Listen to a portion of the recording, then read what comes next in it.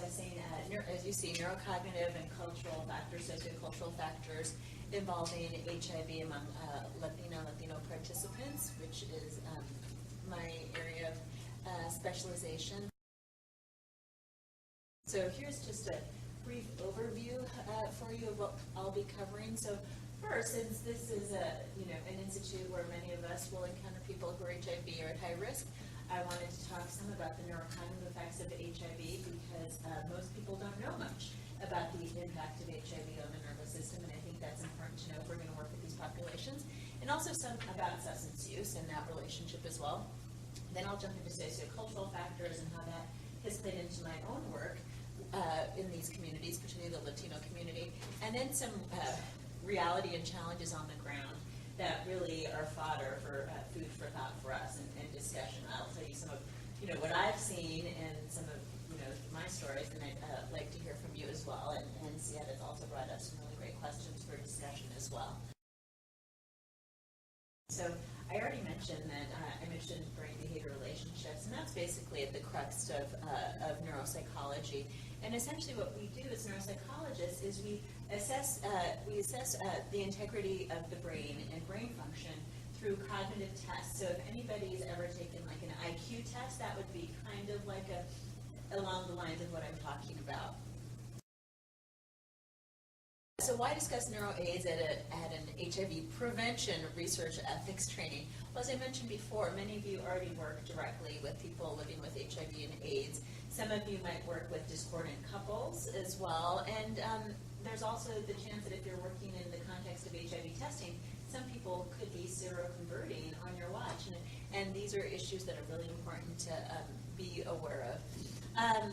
And of course, certainly those who many of us are working with who are HIV negative now are likely at high risk to, for HIV and other things in the future.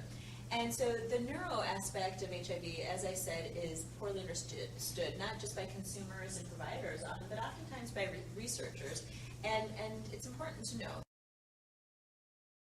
So how does HIV affect the brain and cognitive functioning? Well, the first thing that's important to know is that HIV, the virus itself, has a very high affinity for the central nervous system, or the CNS. The virus crosses the blood-brain barrier very early in the virus. I have some additional slides that I could show, but I don't want to get into too many technicalities.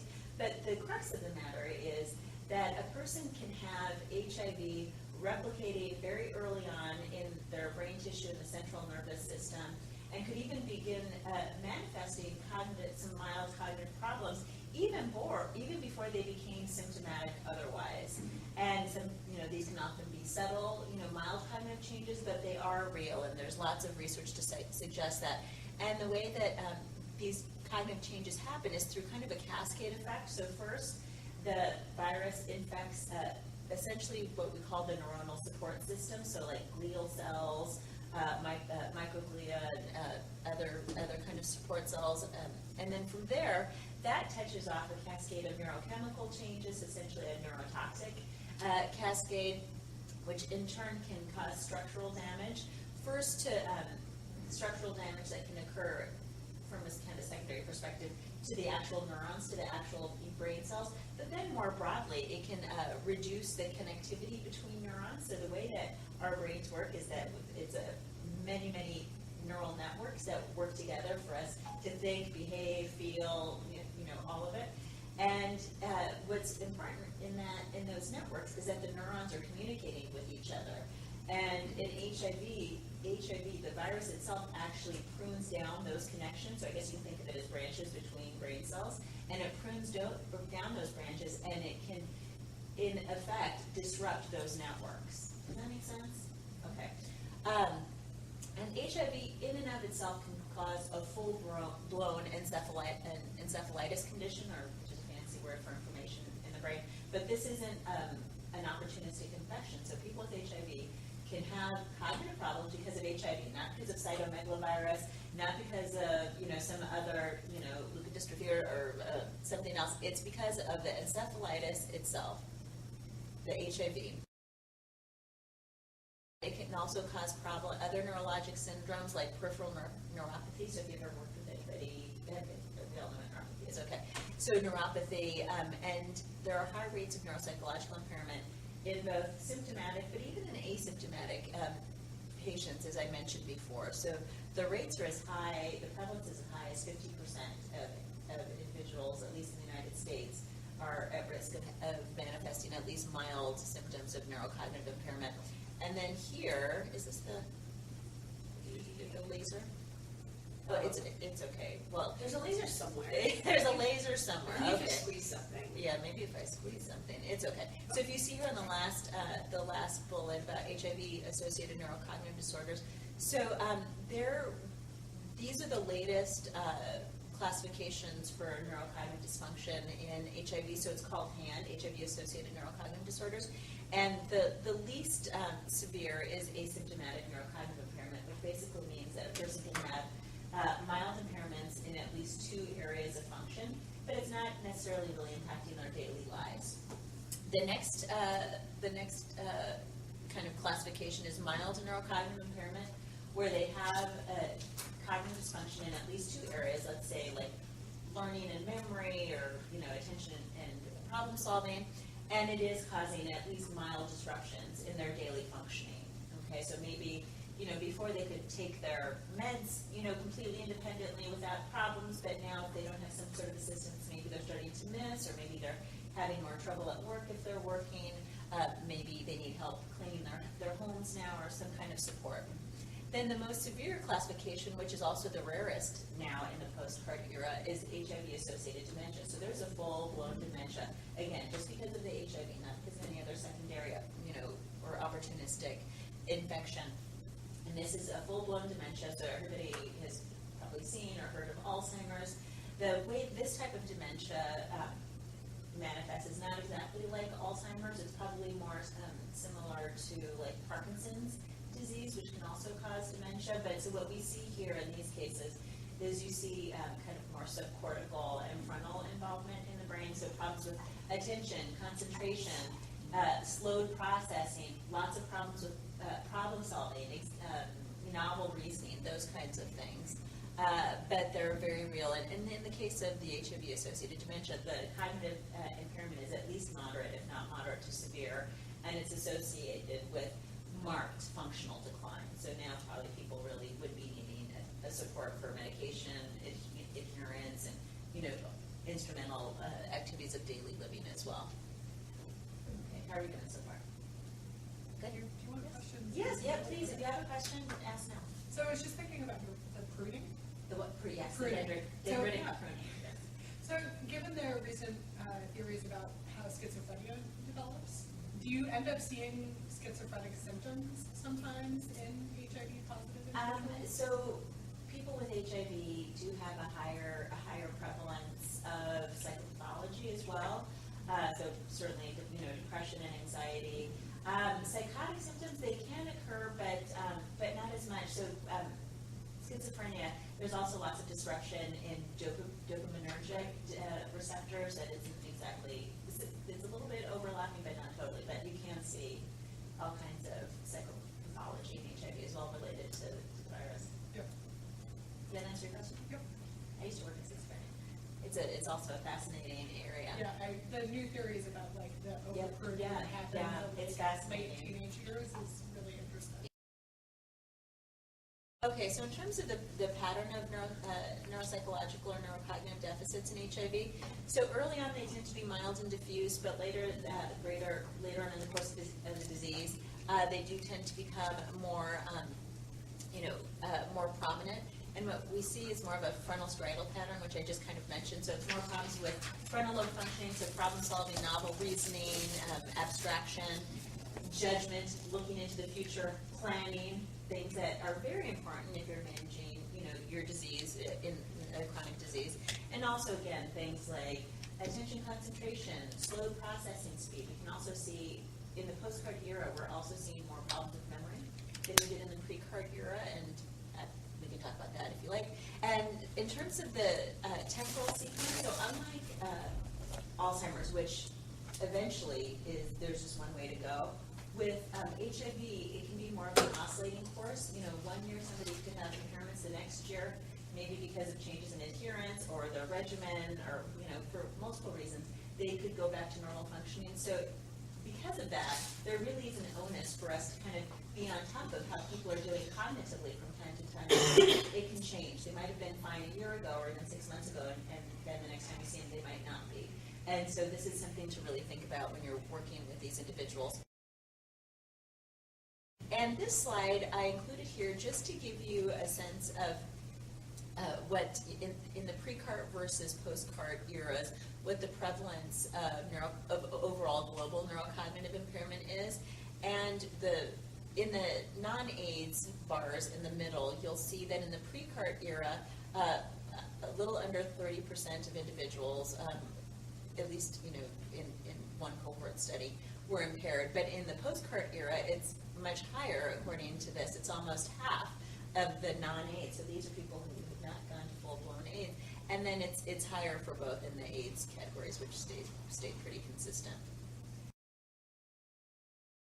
So in terms of substance use, so we know that these epidemics are closely linked. I don't have to talk to you about that, but in terms of the impact of substance use and this particular comorbidity as it relates to HIV and HIV prevention, it's important to note that many of these substances, when used individually or as we often see in concert with each other, can cause a number of neuromodulatory effects that can interact with HIV, but also in and of themselves cause cognitive problems. I put this together with my colleague at Mount Sinai, Desiree Bird, because we wanted to kind of show, even in HIV negatives, where might you see neurocognitive impairments, just so that you would be aware of this going in. And I highlighted the opiates and those on methadone maintenance treatment because, at least here in New York City, this is one of the most common substances that people are using. And as you'll see, the neurocognitive domains that are impacted by opiates, even in HIV negatives, over time, even when they're no longer using, include EF, which stands for executive functioning, attention concentration ability, working memory, which basically means the ability to manipulate multiple pieces of information in your mind at the same time, memory and motor speed. In terms of the average effect sizes, the studies really vary, so I put varied there. But in terms of the residual impact, yes. So there are residual impacts actually for all of these classifications except cannabis, but actually even cannabis now is equivocal, so I would put a question mark on that one in your slides because that's actually, I don't know if that's really the case. Let's see, what else do we tend to see a lot of? Here it's definitely opiates and cocaine can have significant impact as well. So that's something important to be aware of. What's the take-home message if you're going to walk away and try to remember at least one or two things about the impact of substance use on cognition? Typically, some of the most prominently impacted areas are executive functioning, working memory, which again is this higher order type of attention where you manipulate multiple pieces of information in your mind at the same time, and processing speed, how quickly you can process information. Okay, so that's just something that you think about if you're working with substance users, and think about how maybe these issues might impact your informed consent process, or how well they can track what your intervention is, or what have you. These are little things, and it's important to be aware. Question? Of course. What I find, they have a lot of trouble. They like to use cocaine and heroin. Speedball. Yeah. It's popular. Yeah, here's there. And what I find is that they have problems with temporality. When I ask them, when do you do this, or when did that happen, you lose them. And that's a problem because a lot of epidemiological questions, are really targeted at, when did you last did this, or how often did you do that? And it's very hard to get an accurate measure, but I'm not sure it's cognitive or it's just part of the mess of their everyday lives. Right, and I would say it's probably both, but I think that there probably is a real cognitive piece, and I find that so I do a lot of community-based presentations to CBOs all over New York City, and sometimes people are, who are working with these populations, they want to do good work, their hearts are in the right places, but they're so frustrated that they're trying to help people who seem like they're not even wanting to help themselves sometimes. And what I remind them about is that when they miss appointments or they're not able to tell their stories in a linear pattern or what have you, that they have to be aware that part of the issue could be cognitive, and hopefully that will kind of ground them to try to join, and maintain rapport better with their clients. But absolutely, so in terms of our understanding of time and planning, or kind of looking back, so that's memory, which can be impacted in both HIV and substance use, and executive functioning. In order to organize, tell a story, you need to organize it. And if you have problems with executive functioning, that becomes all the more difficult. And I've certainly seen that as well. Yeah, and so it can be frustrating. And so in those kinds of cases, I'm sure you do this too, because you do a lot of this work interviewing, is we really try to break it down, and we sometimes, if it's clear that we're just not going to get good data, we don't even go that far, because the data is not going to be valid. Or we'll take down the story and then we'll quote it as questionably valid or not valid. We've been there for 2 years. We'll be still in the field for 1 more year, so we have plenty of time, and that allows you to have many opportunities to do different things, direct observations, and that's really valuable, because if they don't remember and you see them doing something, then and record that. Yeah, and we do longitudinal research as well, and for me that's probably one of the most valuable ways to really understand what's going on. Moving on, so sociocultural factors. So my work is primarily with Latinos. Why? I think they're a very interesting population here in the U.S. They're, the largest and fastest growing population. By 2050, they'll be about a quarter of the population. To me, they're also interesting because they're a diverse diaspora. So, depending on where you are in the country, the subpopulation can be very different in a number of important characteristics that are important to be mindful of. And they're disproportionately impacted by health and social risk factors. Latinos have the lowest education and literacy in the United States of any racial ethnic group. The only group that is as poorly educated and is poorly literate are Amerindian Native Alaskans. And they also have significantly higher poverty rates. We have a whole panoply of issues in terms of access and utilization of care in this population as well. And certainly all of these things together can lead to disparate health outcomes and disparities. In terms of Latinos and HIV health disparities, Latinos in the U.S. are at least twice as likely, last I checked, to be HIV positive or get new diagnoses compared to non-Hispanic whites. And once infected, they're also disproportionately affected. What I mean by that is there are studies to show that HIV positive Latinos are less likely to receive CART. They're more likely to have peripheral neuropathy. We did a study here at Mount Sinai that showed that, even more so than African Americans. They also have higher mortality rates compared to non-Hispanic whites, and are more likely to die at a younger age. So we're talking about significant disparities here. In this last slide, just to give you a flavor, this is an overview of neurocognitive impairment. I'm part of the Charter study, which is the largest cohort study in the country in the post-CART era to observe kind of the natural course of HIV and its impact on neurocognitive functioning. We're 6 sites from across the country, and here we had data on the rates of cognitive impairment for Latinos in yellow, non-Hispanic whites in red, and African Americans, at least for our site at Mount Sinai, in blue. This is MSSM is Sinai, UC San Diego, and then University of Texas. And what you'll see here is certainly here at Sinai, our rates of neurocognitive impairment are extremely high, over 80%. But even at UCSD, they're higher than non-Hispanic whites, and they're higher across the board for those who have enough Hispanics to compare. And part of that could be culture and language, but I don't think that's the whole story either. I've done work, we don't have time to get into it now, but I've done work controlling for factors such as acculturation and education and other things, literacy, and we still find that HIV positive Latinos are at greater risk to have neurocognitive impairments, which begs the question why, which I'm working on, which we could talk about later. But what I really want to talk about to wrap up is really the process. So I've talked about neurocognition, as a neuropsychologist, but what I found as a researcher doing this work is not what I expected.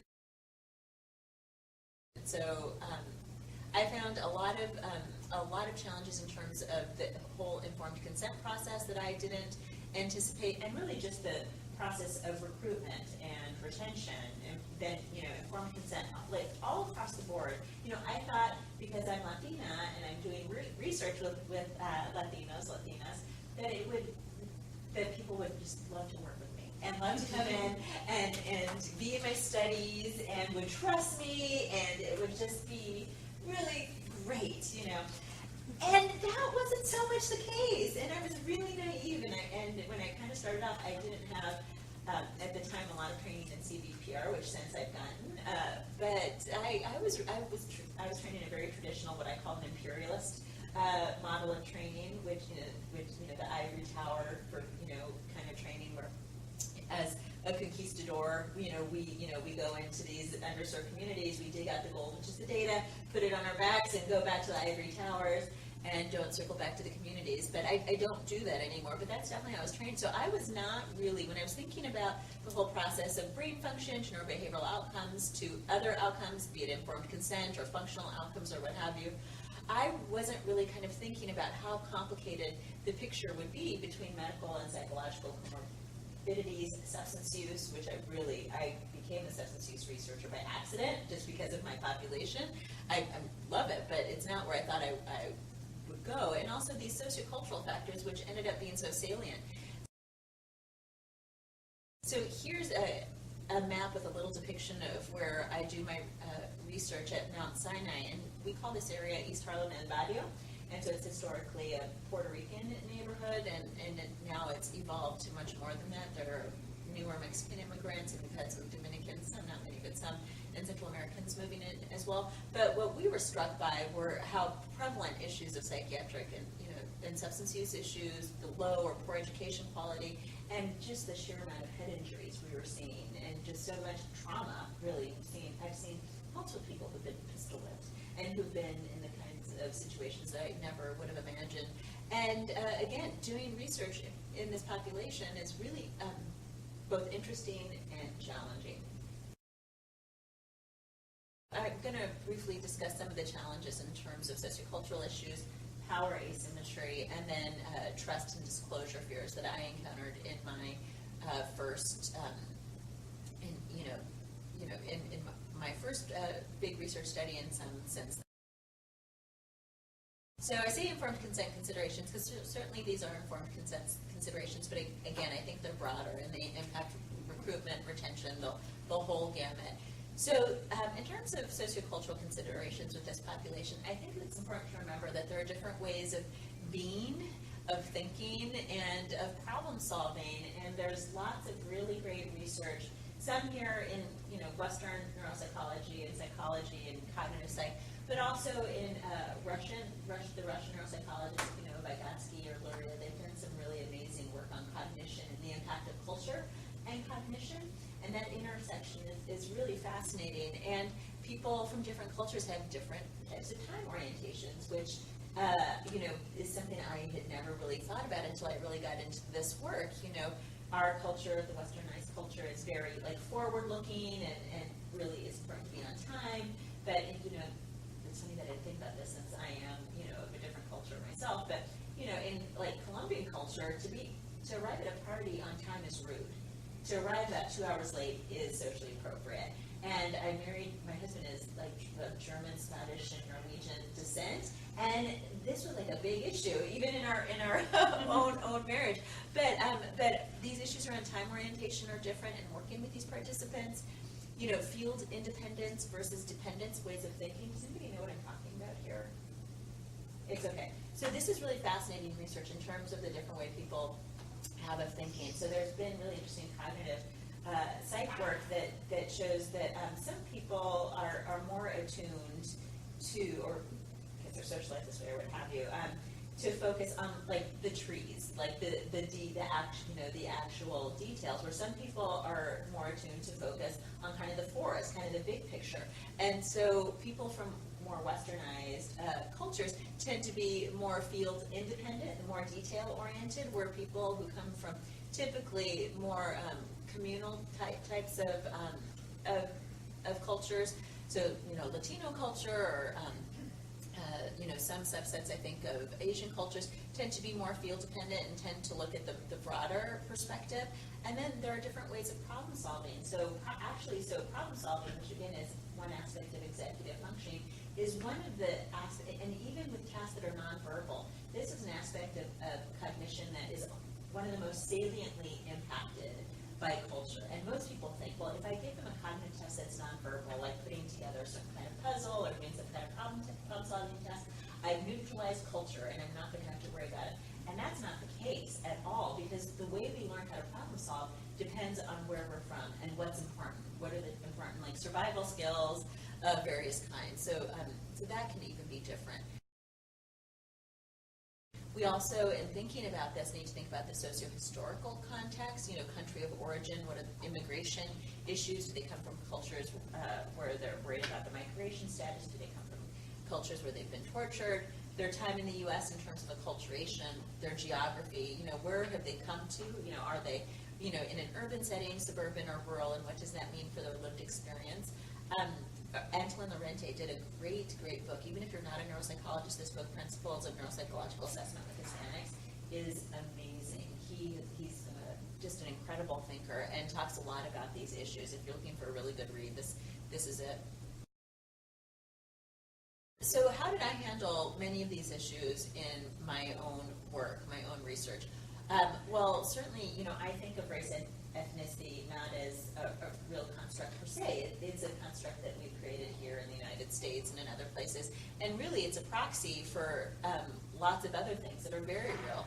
So one thing that I think it's important to remember, that years of education, when you ask people that to try to figure out like the consent form or what have you, years of education does not equal literacy. So that's really important. We have a lot of people at Sinai who say they've completed, 8 years, 9 years, 10 years of education, but we give them a literacy test, and they are functionally illiterate, or maybe they're functioning at like a 3rd grader, 4th grader. And so what I started doing was reading the consent to all my participants. And when I go to these neuropsych conferences, and I tell people that as a PI of my, first with my K award or my R1s or what have you, I sit down and meet every participant and I'll read the consent through with them. And if for some reason I can't make it, I'll circle back with them. And people can't believe that I would do that, that we're doing that. But in their long consents, but we think it's absolutely essential to get through it together. Language, I only hire bilingual staff because many of my participants are bilingual. Also, if at all possible, I encourage you to avoid using interpreters, especially if you're doing cognitive testing. In other cases, it might not be as salient an issue. It turned out that once we got going with recruitment and started getting good retention, once I kind of moved to more of a CPPR model and kind of got it, I had my awakening as a researcher. People really actually saw us as more than just a research kind of, site. They started coming to us for, for access to healthcare, for, questions about the kind of care they were getting, where to go. Suddenly we became a referral source, and we were walking people to different parts of the hospitals and picking up the phone and doing, there is a blurred line, but doing kind of almost what felt like case management sometimes, just because there was a need and we were there. And culture, we always measure culture in terms of acculturation, and I can talk to you about that if you prefer. And also we ask a lot of questions now about cultural attitudes towards healthcare in terms of the medications they're getting, the treatment approaches, interventions, because that's really important. We also are mindful of the kind of the cultural communication issues that are verbal and nonverbal that are really important. So everybody does in my studies, do lots of cultural training. We talk about issues of respeto. In Latin culture, that's a really important construct. We also talk about personalismo. So in Latin culture, often the way you get things done is by your kind of interpersonal connections with people. And so the flavor of so on one side, the respeto, people treat you by your role. So I'm from the West Coast, and we're very much more casual than here on the East Coast. But here, in this context, it's doctora and doctora, Rivera, but there's that kind of formality as well, and I'll call them by their, surnames, Mr. or Miss, initially, until they tell me otherwise, and it does depend on age and gender, but certainly we're mindful of those things. But also the personalismo that, everybody, we start off talking about their lives, and, I give them something, even if it's just a business card. Everybody meets with me, and there's a sense that coming to the study, it's a warm, positive place to be, and that really helped a lot in making, I think, us a kind of a more tenable place to come for people to do research. In terms of power asymmetry, I think it's important to remember as researchers that we often work with people who have never been exposed to research, have little exposure, sometimes bad exposure to research, and that many of us, some of us are doing work right in the fields, but when people come to like medical centers like they do in my studies, those are big, scary places for a lot of people. They represent authority, they represent money or wealth, or things that many of us take for granted. All of us in this room have a certain degree of privilege, and many of the people that we work with do not enjoy those same privileges of kind of understanding the system, understanding how things work. And it's important, I think the onus on us as researchers who really do have the power in this situation is to not expect the research participants to come in and just be comfortable, but as much as possible to use education and the interpersonal relationship or what have you to try to balance that power asymmetry as much as possible so that people can feel safe, they can feel comfortable, they can feel comfortable about asking questions about the consent process. You know, we can reinforce their respect, their dignity, their autonomy. For me, an important issue also is being aware that not everybody maybe has the luxury of eating 3 square meals a day, and making sure not that because I have people for at least 6 hours a day, so it's not just a bread and lunch, but when we're doing informed consent, I'm providing them breakfast, I'm giving them, tea, un cafecito, what have you, to really, again, try to make this more of a human experience for them. And for me, what I found in my own research, this last line, is that I think the way to really work effectively in these communities is to become like of, in, and for that community with a real community-engaged approach, which is what I've done, and I can talk more about that. The last thing I just wanted to highlight was the issues of mistrust and disclosure. For me, the pressure points were urine toxicology and fear of disclosure of status, and the way I dealt with that was first to know my hustle and to be upfront with my hustle. What I mean by that is I tell everybody, I need data, I'm a researcher, I'm kind of try to make the process as transparent as possible. This is how I can help you, this is how I cannot help you. I try to get to know our participants as well as I can, and I try to proactively address their concerns through the consent process, using Celia's sliding scale approach to informed consent. Have you guys talked about that yet? No, it's really great. She has a wonderful book about that includes this, but really kind of, creating a goodness of fit between you, maximizing the goodness of fit between you and your participant, or your study and your participant in the consent process, and really through the whole entire process, and figuring out, like, now that I know my participants, I know what issues might be kind of fueling mistrust, or what they might be afraid of in terms of disclosure. And knowing that, because I took the time to know my participants, my community, I go into even like informed consent, proactively talking about the fact, like, yes, I'm going to ask you for a new tox, but you have a certificate of confidentiality. We do all of this so that those data aren't shared with anybody. And let me tell you when I will have to disclose something. If you're a threat to yourself or others or what have you, and I really take a lot of time to explain these issues because they're pressure points for my participants. And with that, I just want to say muchas gracias and thank you. If you want to follow up with me, I can answer questions now, but you can email me or you can find me on Twitter or Facebook. Thanks so much, guys.